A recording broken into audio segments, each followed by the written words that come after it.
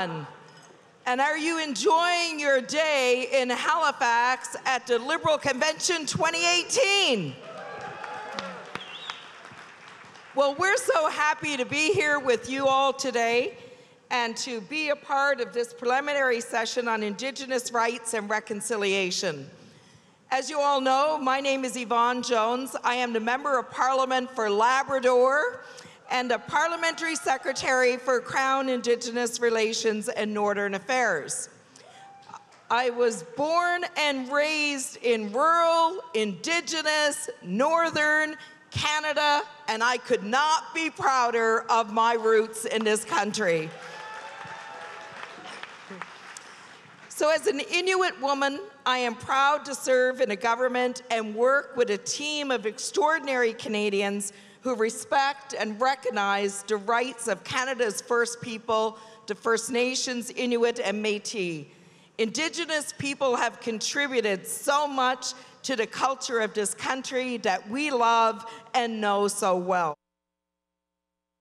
Get started and help me welcome today our panel. As you can see, I am joined by some very dynamic and dedicated Canadians who are champions for Indigenous people and communities right across this country. They believe in reconciliation with Indigenous people, and they are part of the strong Trudeau team who are committed to Canada's First People. Let's start right directly to my left, and I would like to introduce you all to my good friend and your representative in the House of Commons, Dr. Jane Philpott.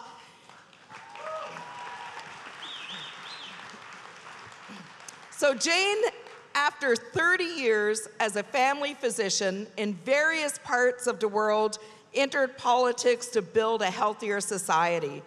For her, a seat in the House of Commons is not the target, but it's a tool that she could use to improve her community and her country. Jane is the MP for Markland-Stouffville and has earned a reputation of being the woman who gets things done. She has worked tirelessly to promote global and national health. Her greatest happiness and motivation comes from working in genuine partnership with others to address social inequities so that every Canadian has a fair opportunity to enjoy a life of dignity, wellness, and peace. Her commitment to her constituents and to Indigenous people is unwavering. Having previously served as the Federal Minister of Health, she is now Canada's first Minister of the newly created Department of Indigenous Services. Please welcome the Honourable Jane Philpott. So this is the part where I have to stand up because I get really fidgety when I sit down for a long time. But I'm going to introduce a woman who needs no introduction. Dr. Carolyn Bennett is a household name, not only with Liberals, but with Canadians. And she is no stranger to Indigenous and Northern Canada or to the Liberal family. As the MP for Toronto St. Paul's, she was first elected in 1997, and she has been re-elected 6 times.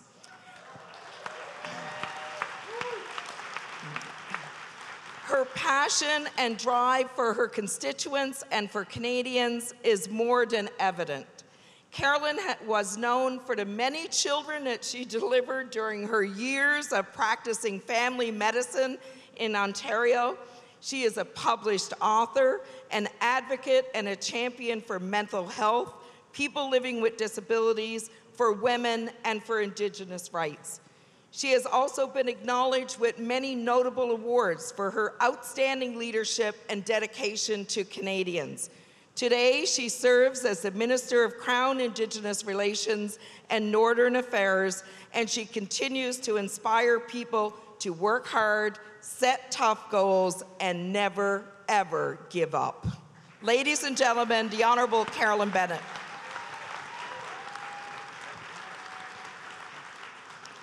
Our next guest, Jody Wilson-Raybould, Jody has dedicated herself to the advancement of First Nations governance.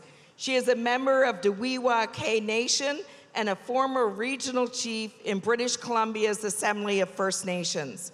Jody is the MP for Vancouver-Granville and a proud Indigenous leader and a proud Canadian. As a lawyer, she has advanced the work of Indigenous governance.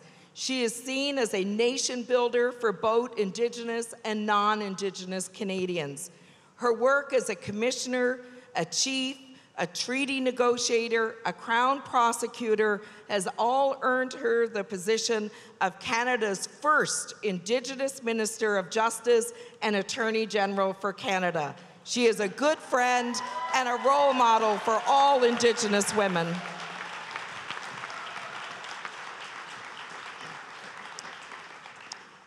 And our last but not least panelist today, a wonderful friend, Dan Vandal, a proud Métis of Winnipeg. He is one of 7 Indigenous MPs in the Liberal caucus, along with Jody, myself, and many others. He is the Member of Parliament for St. Bonavest, St. Vital, and a position which has allowed him to continue his lifelong movement of advancing the Métis of Canada.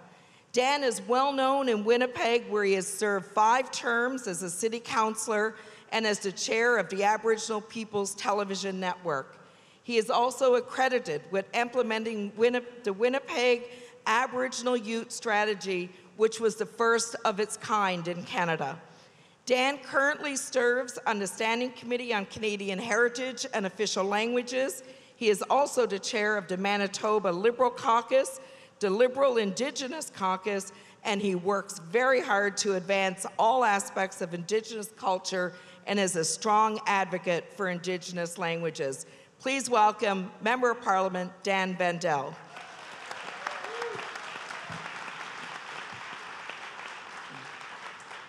So as you can see today, we're going to have a wonderful discussion.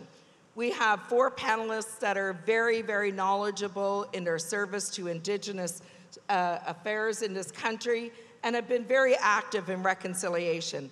So I'm going to start with Jane today. And Jane, why don't you tell us the story that most exemplifies reconciliation for you?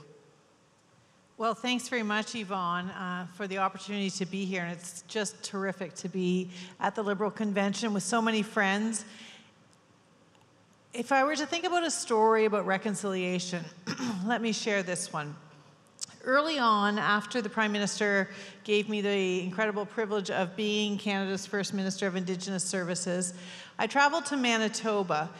And one of the things that I was asked to do there was to celebrate some funding that had actually been arranged under my predecessor, Minister Bennett, in her previous capacity. It was funding for something called the First Nations Family Advocate Office in Winnipeg.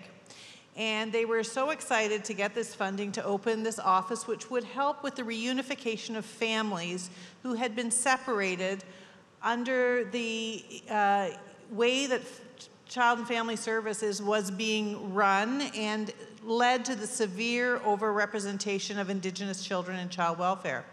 So we were really excited to open this office. I was incredibly moved by the stories I heard from First Nations leaders in Manitoba and was determined to make this one of our priority issues. So I want to fast forward to just a few weeks ago when I had the opportunity to go back to Winnipeg.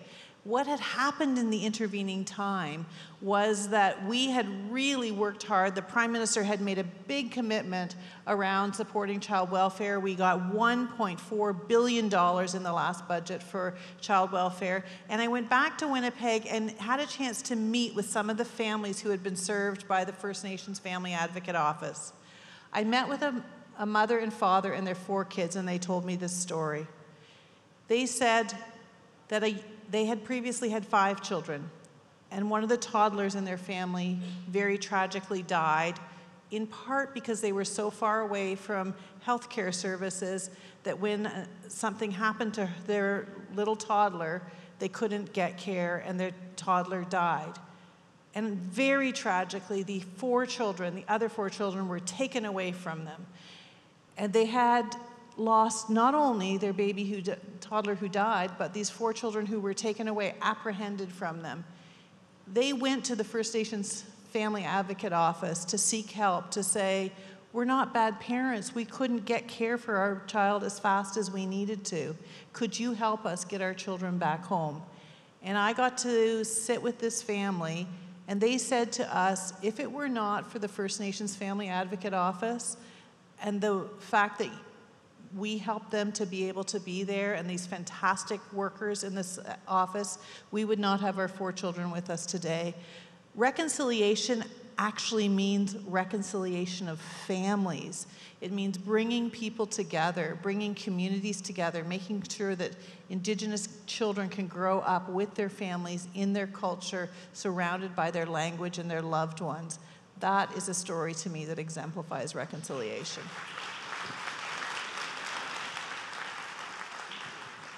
Thank you, Jane, for that amazing story, and I'm sure one that many Canadians can relate to, and I'm sure it's things you see every day in your work.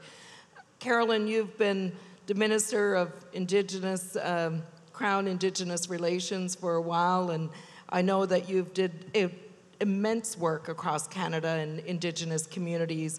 What's something that stands out for you today when you think about reconciliation in this country? I think it's actually an event that took place not the past summer, but the summer before. I had been asked if I would go paddling with these kids from La Loche. And I think most of you remember La Loche was where there was that terrible shooting. And so these kids were upset, and I was pretty excited that I might get to paddle with them into Batoche, which is the big celebration of the Métis people. And so we got into the canoes, and it was supposed to be an hour-long paddle. It ended up being 3 hours. But at the end of it, APTN asked me what have you been doing? And I said, well, actually, we were on a journey of reconciliation. We actually hit this huge rock. Like, the canoe actually went up on the rock, and then we had to, jiggle our way off it. We then got into water so shallow that we had to get out of the canoe and walk it through. But the current was with us, and we got where we were going. And even though I think most of us talk about reconciliation as being a journey and not a destination, that I think all of us in this room know that the current is with us now, and that we want to be working together to make sure that we will always have to be corrected as our First Nations, Inuit, and Métis partners come to what they consider reconciliation, because it's only going to be them that are going to determine whether we're on the right path. Great. Thank you so much, Carolyn, and I'm sure there's not a current out there that you can't paddle your way through on most days. Let's go to Jody. Jody, you've been involved with Indigenous issues all your life, being a member of a First Nation, a previous regional chief in British Columbia, and now as an Indigenous woman that gets to serve Canadians in the Cabinet of Canada. When you think about reconciliation, what comes to mind for you? What stands out for you in your path to reconciliation? Well, thank you for the important question, and I'm, like everyone here, really pleased to be here at this convention and to be able to talk about Indigenous peoples, the path of reconciliation, which in my mind will be the lasting legacy, one of the lasting legacies of our government. For me, in thinking about reconciliation, I agree 100% with Minister Bennett about it being a journey. And our journey of reconciliation, our journey of nation building is continuing. I think that we are in an incredible period of transformation, and for several reasons. first of all, on a personal level, I am incredibly proud to be an Indigenous woman and to be the Minister of Justice and the Attorney General.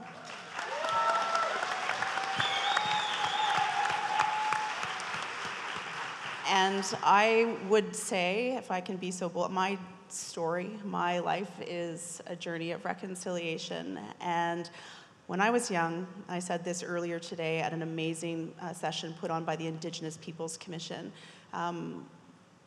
When I was young, my grandmother and my parents taught me that if I worked hard, that if I had a plan, I could achieve anything I wanted to in this country, and I believed them, and I still do.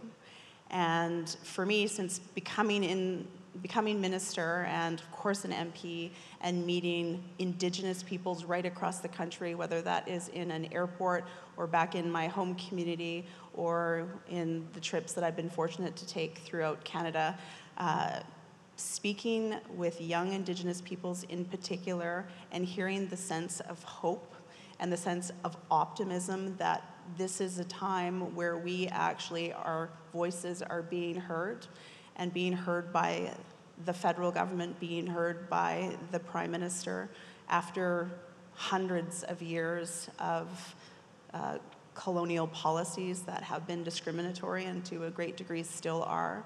To have that resilience and hear that spirit of hope in Indigenous young people is incredibly empowering.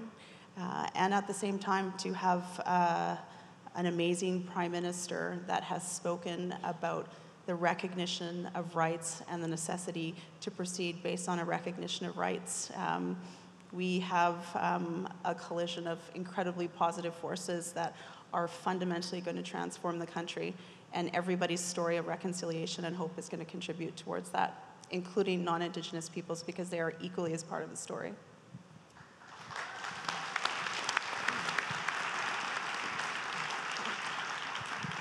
And that is so true, Jody, and we have to keep saying this, that reconciliation is a journey for all Canadians, not just Indigenous Canadians. You talked a little bit about colonialism, and I'm going to move to Dan now, because Dan, before getting into politics at the federal level, also was the chair of the Aboriginal People's Television Network. And I'm sure had the opportunity to meet many people who talked about colonialism and the way they were impacted by the laws in this country and the way those laws worked with Indigenous society. So, Dan, when you look at reconciliation today, what comes to mind for you? What is that event that stands out in your life that leads you here? Thank you so much for that. First of all, I want to say that it's a great honor to share the stage with four powerful, inspiring women who are showing tremendous leadership in this country. I feel very privileged just to be here. But I'm going to tell a story, a Winnipeg story about the journey of reconciliation. Back about 15 years ago, maybe longer, the government of Canada declared Capion Barracks surplus lands. Capion Barracks was used by the Department of National Defense, which means once it's surplus, it could be sold off. The Treaty 1 First Nations immediately made a treaty land entitlement claim to Capion Barracks, which is 160 acres in an older area of the city. It's not city center, but it's in an older area of the city. It's in Minister Carr's riding, actually. And that was in the year 2000, and I was deputy mayor at the time. They wanted to create a treaty land entitlement project, better known as an urban reserve. Of course, there was tons of people that were very concerned, didn't know what an urban reserve was. They were basically needed some significant convincing that this was good for our city. So for 15 years, if not longer, that project was held up in the government processes, in legal processes, and at one point, our government were frankly not negotiating in good faith with the Winnipeg, the Treaty 1 chiefs. So we're in 2000, and I'm happy to report that last week, due to the tremendous work of Minister Sajan and Minister Carr, we were able to transfer 150 acres over to the Treaty 1 First Nations so that they can complete an economic development project in the oldest part of the city of Winnipeg. So this is what I call economic reconciliation. It's not over yet because it's still just a vacant piece of land, but together with all the governments, with the Treaty 1 First Nations, we're going to create a first-class project that's going to employ First Nation people, pay taxes to the entire governments, and be something that everybody can be proud of.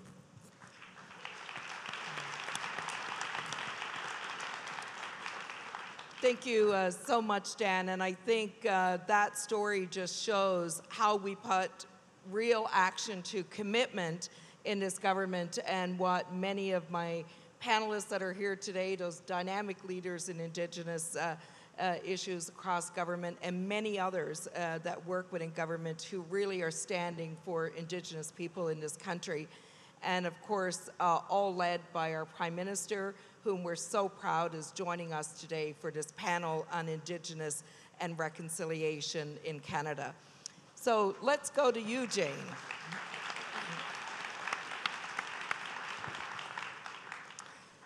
So Jane, let's talk about one of those proud moments that you've had being a minister, a member of Parliament, in the work that you do in serving Indigenous people in Canada through your portfolio. What are one of those things that really stands out for you where you says, I am having an opportunity to really do this for Canadians, it is going to happen? What was that moment for you? Well, Yvonne, that's such a hard question because there are so many moments that I'm proud of, or we're proud of, in terms of the work that we've been able to do on reconciliation. But I thought I'd share one that maybe is a lesser known story, and that's the story of the work that we've been able to do around the elimination of tuberculosis.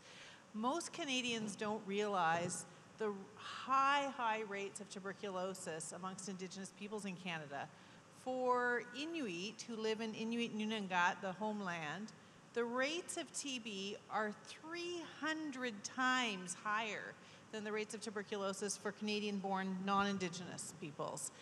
And we have these relationship meetings. In the case of the Inuit, it's called an Inuit Crown Partnership meetings that the Prime Minister has with the leaders, the Inuit leaders of the country. And they raise tuberculosis as one of their top priority issues. And for over a century, no Canadian government has paid attention to this issue. And we said we will in response to your priorities.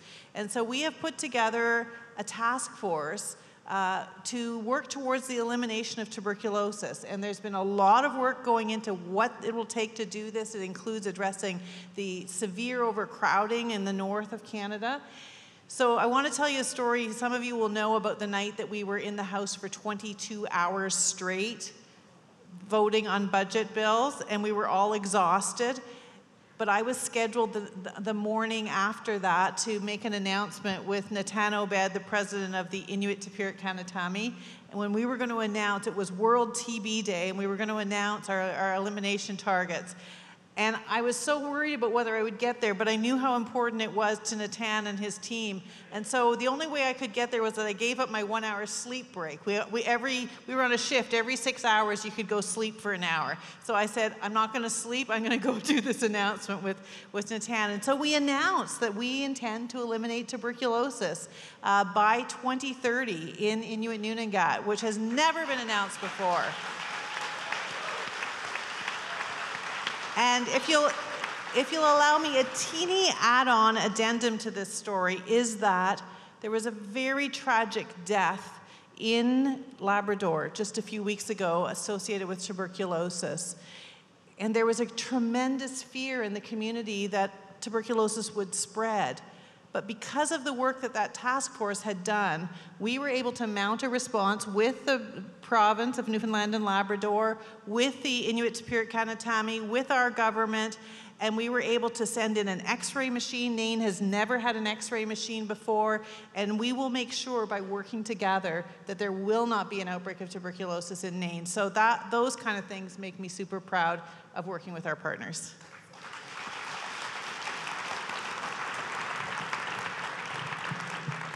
And believe me, the people in Nain still can't believe that they finally got an X-ray machine in their community. So when I introduced Jane earlier, I said she's known as the woman who gets the job done. That's a perfect example of the woman who gets the job done. So now let's move to my good friend Carolyn here, who's had such experience in working across government, but working with Indigenous groups right across Canada. And Carolyn, when you reflect on that relationship you've had with so many Indigenous governments and communities and individuals, what's one of those things that stands out for you? One of those things that you were involved in, someone that you've met. Share with the audience today what that one thing is that really has stood out for you in that path. It's too hard, Yvonne, because there's 5 things this week. So it's like Jody said, that you can't go through an airport without somebody stopping you and say, please thank your government for what you're doing. It's a very good time, as Jody said. I think yesterday at the IPC meeting, to see the Indigenous Peoples Commission room full, standing room only, of all of you wanting to learn how to become an ally, upset that you didn't get to list your name as an ally, and that we'll have to figure out a way on Liberal List to make people how you can do that. But I think it is probably some little coffee shop in Vancouver after the Prime Minister had made his speech at the UN. And I think most of you know Grand Chief Ed John, but he, as always, has lots of paperwork. And in his paperwork, he had the Prime Minister's speech and had highlighted everything that he thought was really wonderful and important. And so this week, for us to be able to be at the UN with Grand Chief Ed John, taking his advice about, this is about Indigenous participation at the UN. So every time we were supposed to speak, Jane gave her time to Natan, I gave my time to Premier Kwasa. We just kept surprising people by when it was time for Canada to speak, we had an Indigenous person. And then I think we were pretty proud when Australia did the same thing.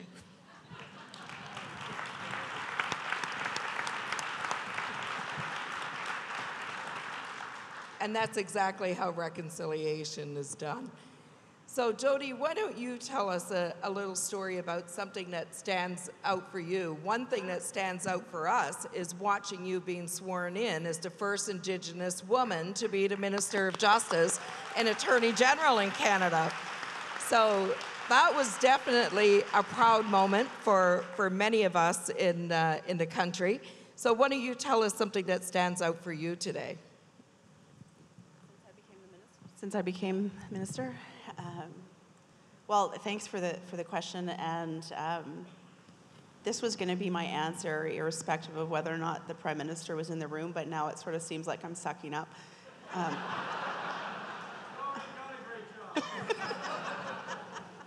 So I have to say, one of the proudest, actually the proudest day for me as Mojag was when I sat in the House of Commons on February the 14th.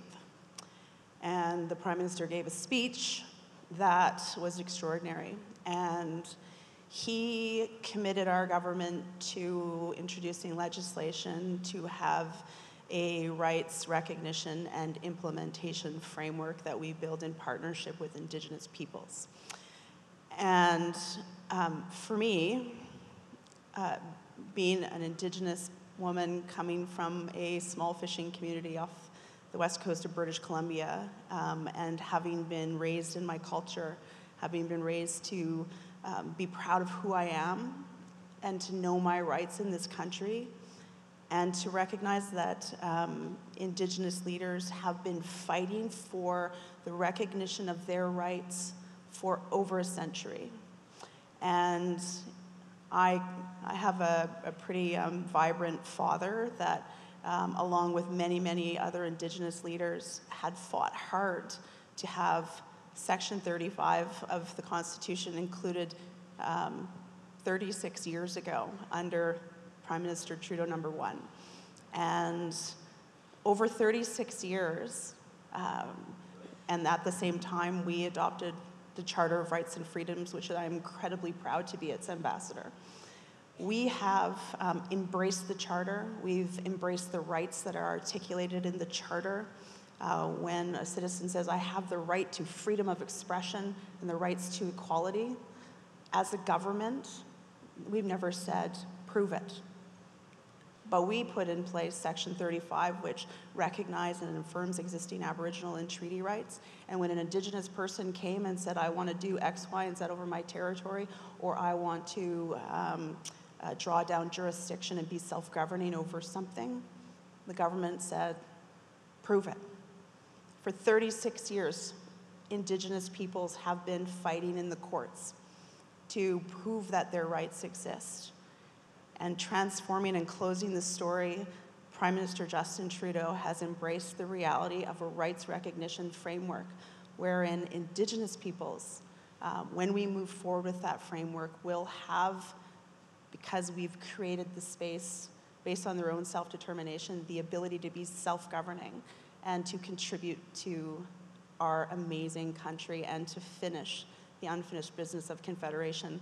For me that day, I was crying whenever the Prime Minister...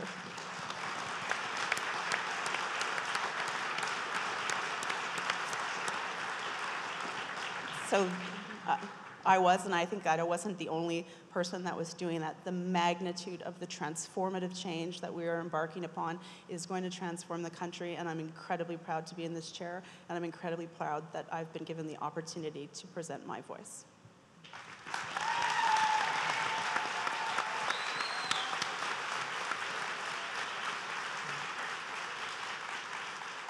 Thank you so much, Jody. And I know that when you speak from your heart, but you also are able to speak understanding how so many other Canadians feel today across this country, like they are being heard, like their voices do count. And that's what the Liberal Party has been able to do.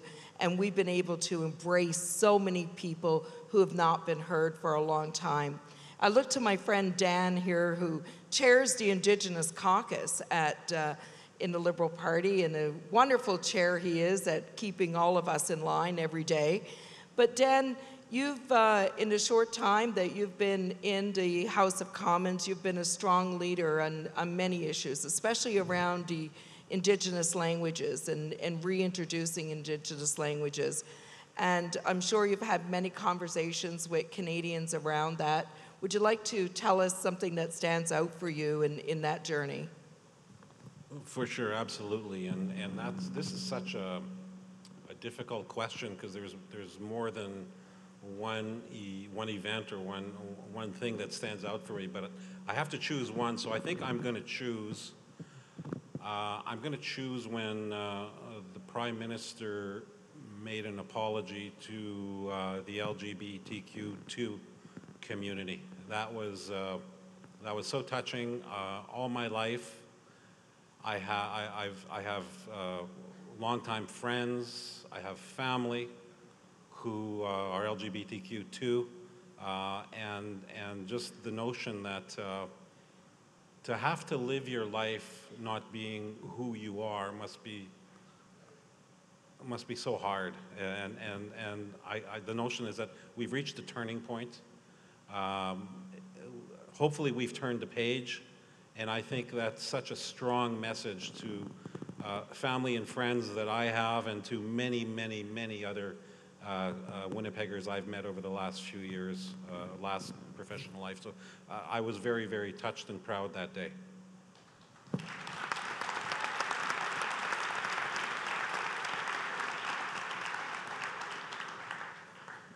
That's a great story, and I'm going to share you another story about Dan, because when he was serving on City Council back in Winnipeg in 1999, He was the first politician to ever raise the pride flag at an event for the city. And at that time, the Winnipeg Police Force came up to him and said, you know, we hear what you're doing. We think you should wear a flak jacket.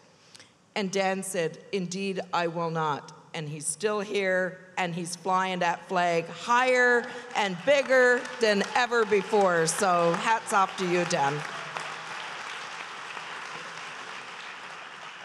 And what made that extra peculiar is that earlier, the year prior, Winnipeg elected the country's first gay mayor in Glen Murray. Wow. And one of Glen's promises is that Winnipeg is going to raise the pride flag. And I don't think it was called pride then, I think it was called the gay flag. We're going to raise this flag.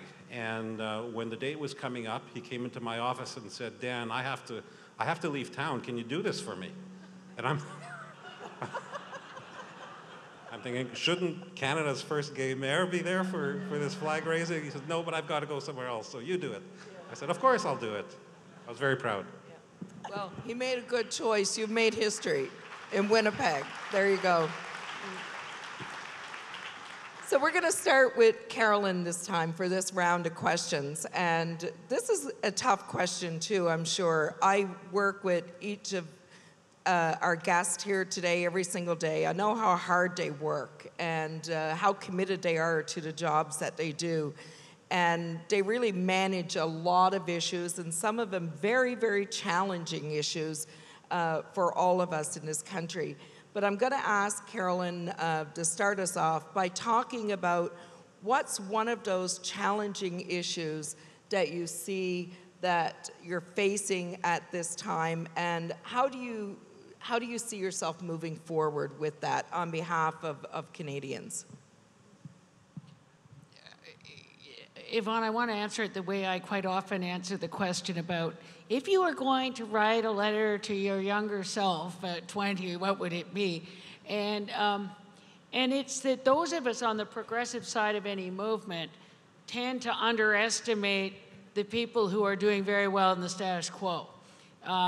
We tend to think that they just don't get it yet, they're sort of dead wood, and eventually they'll figure it out and be with us.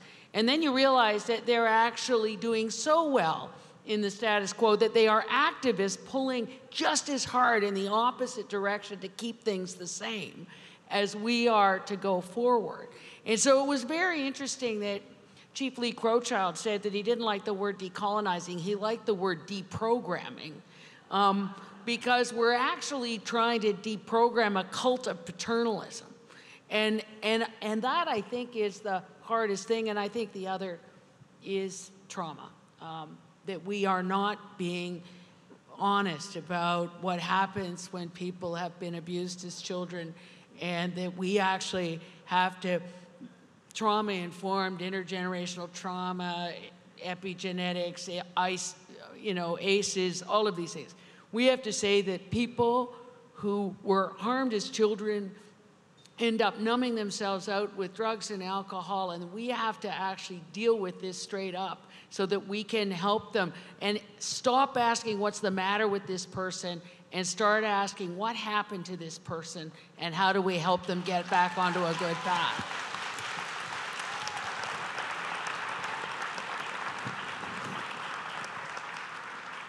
Thank you, Carolyn. That was so well said. Now let's move to Jody. And Jody, why don't you tell us about one of those challenges that you're undertaking now in your portfolio? I'm sure there are so many out there for you as well. And how you're moving forward with that on behalf of Canadians. Thanks.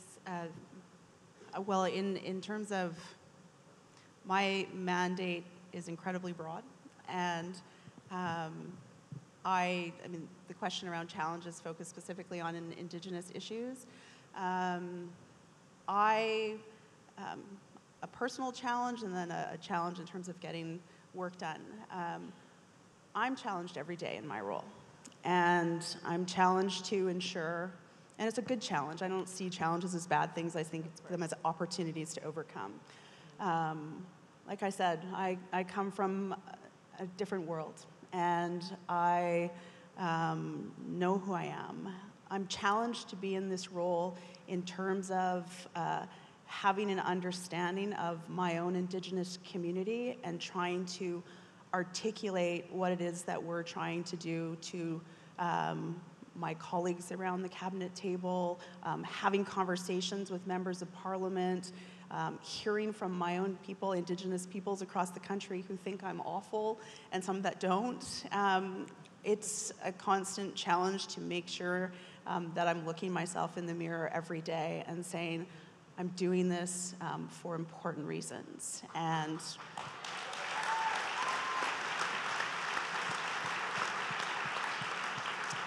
I think, and transitioning to the public policy discussions and where we're going on legislation and rights recognition, I think this is a conversation that every Indigenous person and every Canadian should be having with themselves about who we want to be as a country and what we need to do in our own personal capacities to assist in transforming the pattern of relationships that have existed for far too long between Indigenous and non-Indigenous peoples. And it's really hard. The Prime Minister says hard things are hard, and this truly is one of those hard issues, hard agendas to advance, because there is a lot of fear. There's a lot of complacency and pleasure that's had by some to remain in the status quo. But we are eradicating the status quo, and that is going to cause people to be fearful. People in government, people in the House of Commons, and Canadians. But I will say this, it causes great fear and anxiety in Indigenous communities as well.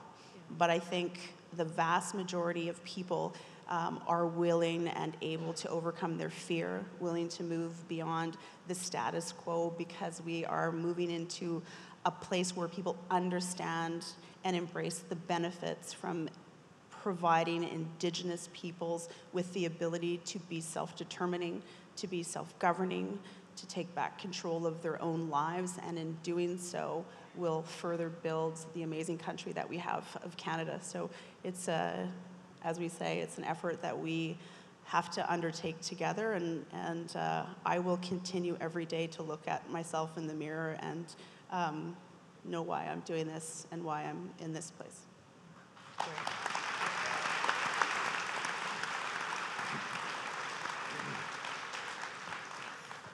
And as you know, the Prime Minister did announce last year a full review of policies and legislations across government and how that impacts on Indigenous communities in the country and Indigenous governance. And Jody is leading that process on behalf of government with her cabinet colleagues. And we're all very excited about that because it's showing real commitment in terms of how we move forward in our relationship in this country with Indigenous people. We're going to go to our good friend Dan again and say, Dan, what's one of those challenges that you see out there? You come from an urban center riding in Winnipeg. You have a large Indigenous population that you represent in your riding. What's one of those things that you see as more of a challenge for you that you're working towards and you know you're going to get there? Well, there's not a lack of issues in the city that I come from, in Winnipeg, whether it's housing, poverty reduction, you can go on relative to Indigenous people. But I think my biggest challenge now, I'm going to focus on my role as chair of Indigenous Caucus because we have tremendous talent in the Indigenous Caucus. We have tremendous talent in our Liberal team.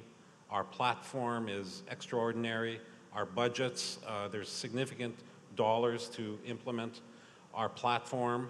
And my biggest challenge now is, rather than focus on narrow issues out there, is how can I, as chairperson, lead the Indigenous Caucus to have an effect on what our government is doing in our separate ministries, in our administration. Maybe it's giving better feedback to programs and dollars that are in your respective ministries, whether it's helping with communications. Communications is always a challenge, and it frustrates me when I hear people say that we're not doing this, we're not doing that on Métis files or First Nation or Inuit files, when we're doing so much, but we could do a better job communicating them. So back to your question, my biggest challenge is how can I help lead Indigenous Caucus to better help the overall team. We're all in this together.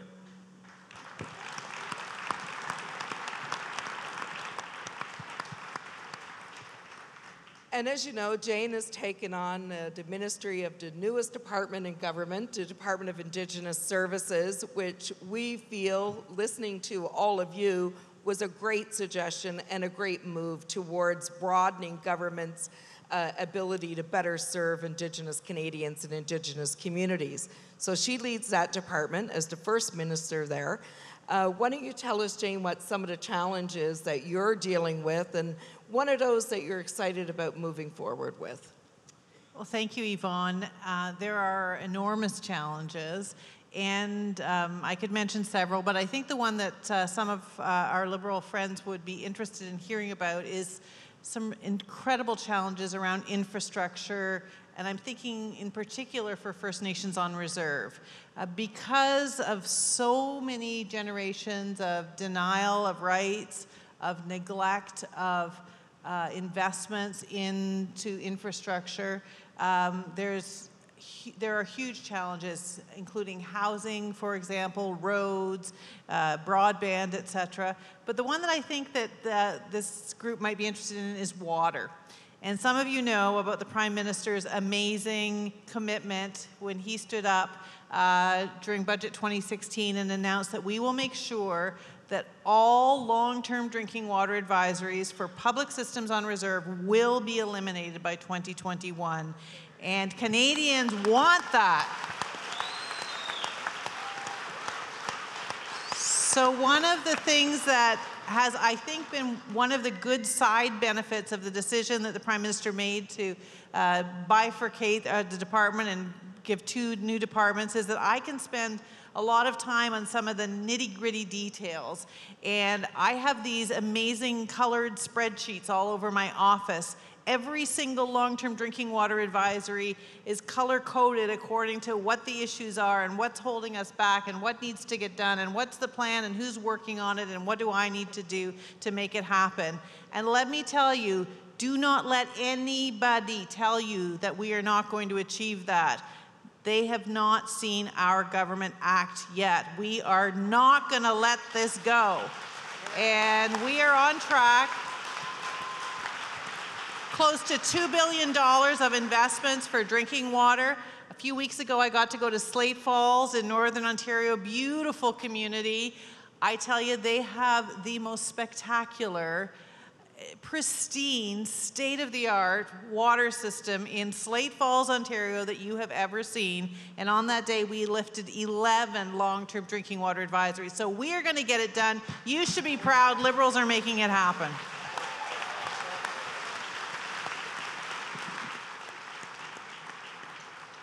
So let there be no doubt, she really is the woman who gets things done. So here we go. We're getting to the end of our session, but we have one last question that we're going to ask our panelists today. We're going to start with Jody this time. You each have so much on your plate. You're championing so many issues in this country that affect all Canadians. And I know there's a long list of those that you want to get accomplished, but I'm going to ask you today to talk about at least one of them that you want to ensure that you're going to get accomplished before 2019 rolls around. So you have actually less than a year right now, or maybe a year, let's be fair, that you want to get accomplished. So let's start with you, Jody. Well, thank you for the question. There are so many things that we want to get accomplished.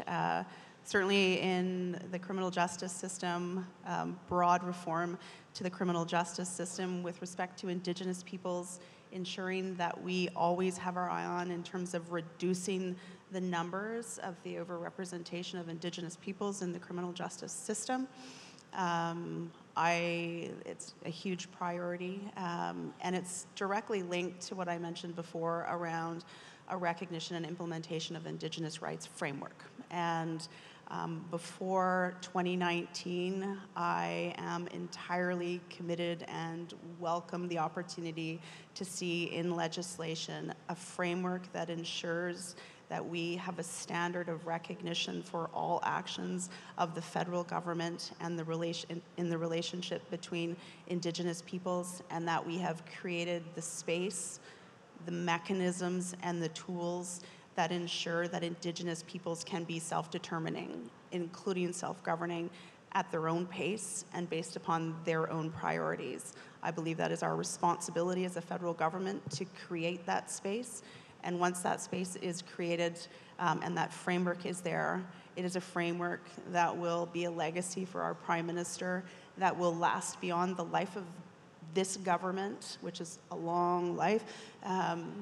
And Indigenous peoples will have embraced that opportunity, put forward their own solutions, and have amazing success across the country.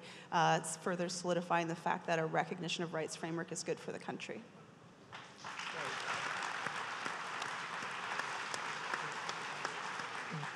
Thank you. And Dan, what's on your list of accomplishments? Yes, I'd like to see Freedom Road get built in northwestern Ontario. For those of you who don't know what Freedom Road is, the city of Winnipeg gets its drinking water from Shoal Lake.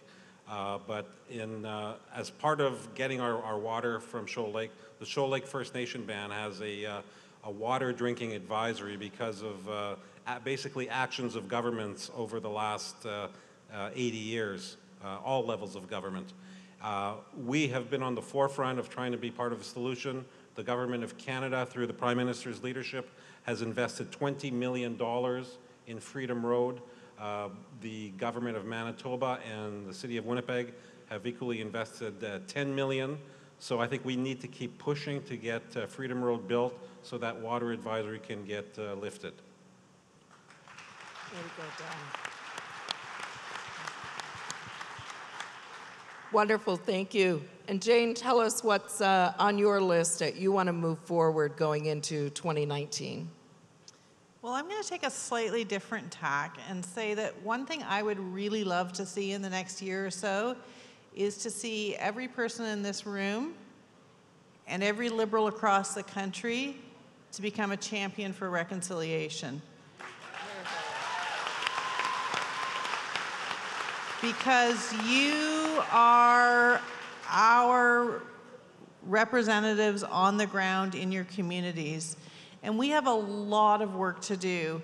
Canadians are good people, but there's lots of things that we didn't learn right when we were growing up, and we need to learn truth, and you can't get to reconciliation without truth. And so as you go from this place, I hope that all of you will, if you haven't had a chance to read an Indigenous author, if you haven't had a chance to read the Truth and Reconciliation Commission or the Royal Commission on Aboriginal Peoples, set it as a goal for yourself to learn something about our history and how we need to restore and renew our relationship with Indigenous peoples and be our champions. Talk to your neighbors who perhaps don't understand and bring them on board as well, because it is the most essential core issue. As the Minister of Justice says, it will be one of the prime legacies of our government and of our Prime Minister Justin Trudeau, that we will have a renewed relationship based on the recognition of rights and respect and cooperation and partnership, and we need every single one of you to be our champions. Be a ripple in the water and let those waves of reconciliation roll. Hear, hear, Jane.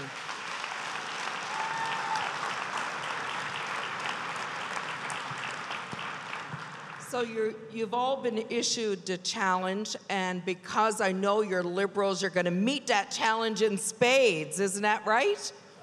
Absolutely.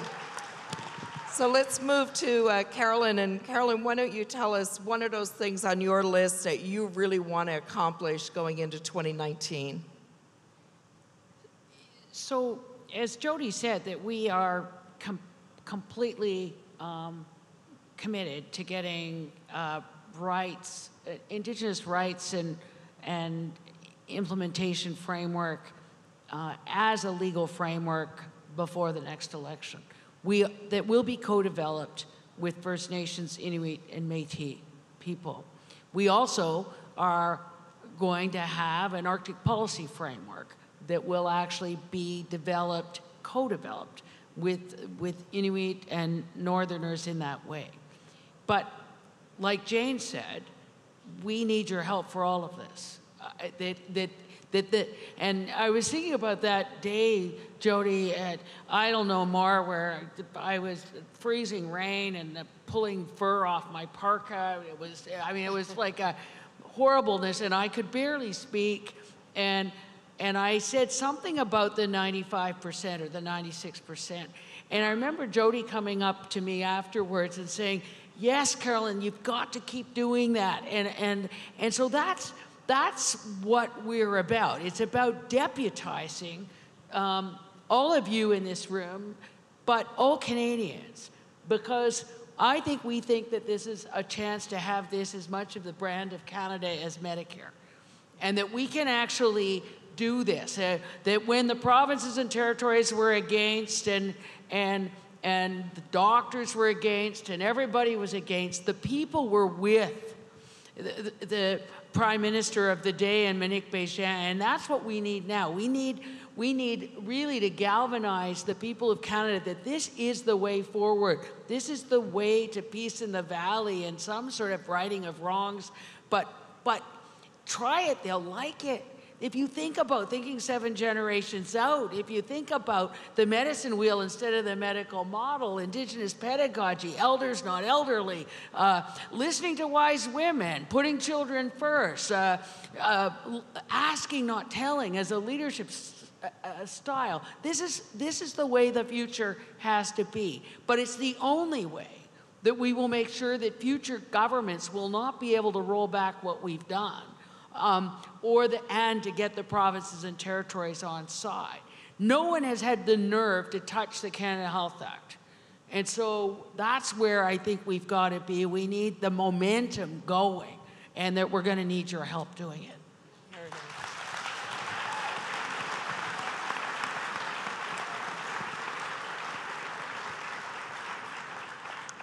Okay, I'm going to ask our panelists to have a few last words as we clue up. And I also told them that before we finish today, I was going to reveal something personal about each of them.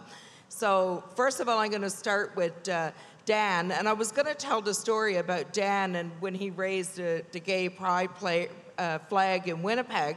But I actually told that story. So the other story I'm going to tell about Dan is that he's the chair of Indigenous Caucus. And Dan's a pretty straight-laced guy, but he's got a good buddy, and his buddy's name is Don. And so Don has been trying to teach Dan how to tell good jokes. And Dan is not getting there, and we think the problem is because Don has not yet learned how to tell really good jokes. So we're working on that as a caucus, but Dan, would you like to have a few last words as we clue up the session? I am working with Don on those jokes, so one's going to come out at one day. Listen, it's a great privilege to be here on this stage. I really believe that we've accomplished a lot in the first, 2.5 years, 2 3/4 years. I believe there's a lot more to do, and I believe we're well positioned to focus, to deliver the message, to work hard, to take nothing for granted, absolutely nothing for granted. And I think we need to work hard for the remaining time to the next election, and I'm certainly there to be part of the team. So it's great to be here. Merci beaucoup. Good. Excellent. And now we're going to move to Jody. Jody loves musicals. How many people knew that out there? And one of her favorite is Les Mis, and she loves that musical. And we're looking forward to her joining us to watch Come From Away. Have y'all heard of Come From Away, that great new musical? And but she's a big fan. And Jody, would you like to have a few closing remarks for our guests today?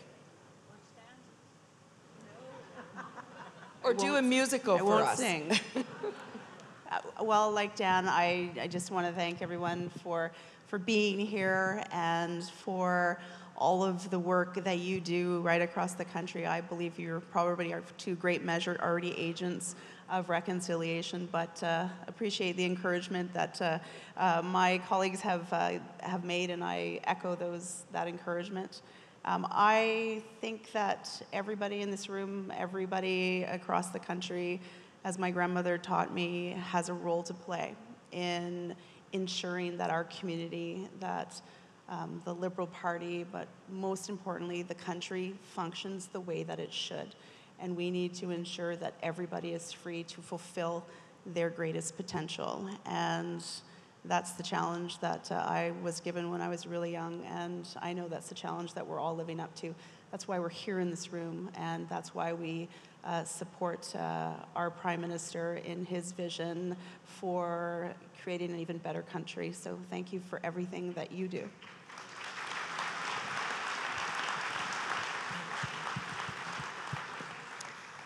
And of course, Carolyn, as everyone knows, she's a woman that never stops. This woman very rarely ever stops or takes a rest. But there is this place on Georgian Lake that is an absolute spiritual comfort zone for her, that she spends time there with her husband, Peter, and with their dog is a chocolate lab, I think it is. And one thing you need to know about Carolyn is that while she doesn't stop to rest a lot, she is the daughter of a florist. And anywhere around here, you're going to find some really beautiful fresh flowers. So it's always a moment of tranquility in her presence. So Carolyn, how about a few words to end off our session?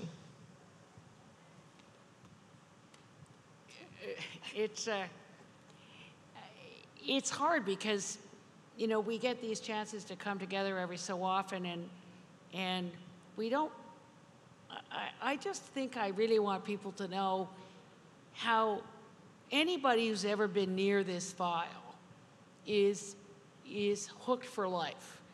That this is the most important thing, because on a selfish way, it changes the way you see Canada. It makes you understand what being a Canadian really is.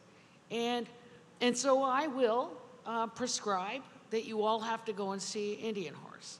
I'm going to prescribe that you all have to get your book club to pick an Indigenous author for June for Indigenous Book Club. I want you to read everything that's been suggested by Jane and by everybody in terms of, and we'll put it up on the Facebook site, just a little selection of whether it's The Right to Be Called or whether it's Marilyn Dumont's little brown, really good brown lady, I think but her letter to the Prime Minister is, MacDonald, is something else. But it's about making new friends. So I just want to, maybe if the IPC would stand up, and what you need to do over the next 2 days is meet these amazing people, because my new friends that happen to be First Nations, Inuit, and Métis have changed my life. They've changed my worldview. That it's not about man running the planet, it's that the planet is in charge. And until we turn this upside down and understand an Indigenous worldview, we're going to get this really wrong. But you only learn that by listening to elders and asking dumb questions and finding out what's going on. But you need new friends. And we're going to have to figure out how we do that in urban centers and everywhere. But the riding associations, we want you out into those communities. Don't ask them to come to your meeting.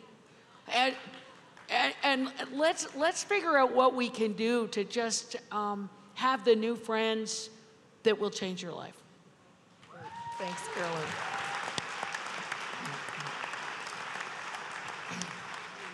And of course, for Jane, the disclosing factor, are you all ready for it? Yes, she is. One huge ABBA fan. So today she would like to end this session by doing just a few verses from one of her favorite songs. So we're so happy, Jane, that you could make that happen for us today. So why don't you share with us, Jane, some closing remarks with the audience? Well, you might have to wait a few hours, but a little later tonight there might be some dancing queen happening.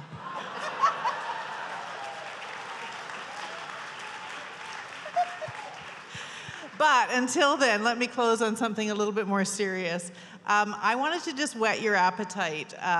We talked about one of the reading recommendations is not the entire Royal Commission on Aboriginal Peoples, because it's 5 volumes long. But if you Google Royal Commission on Aboriginal Peoples highlights, there's a 71-page version that I strongly recommend. And I've learned the first 2 lines of it, and I think they speak so powerfully. And you'll hear these sentiments echoed often in the words of our Prime Minister. The first 2 sentences say this: Canada is a test case for a grand notion. The notion that dissimilar peoples can share land, resources, power, and dreams, all the while respecting and sustaining their differences. The story of Canada is the story of many such peoples, trying and failing and trying again to live together in peace and harmony. That's our challenge, friends. We will do it.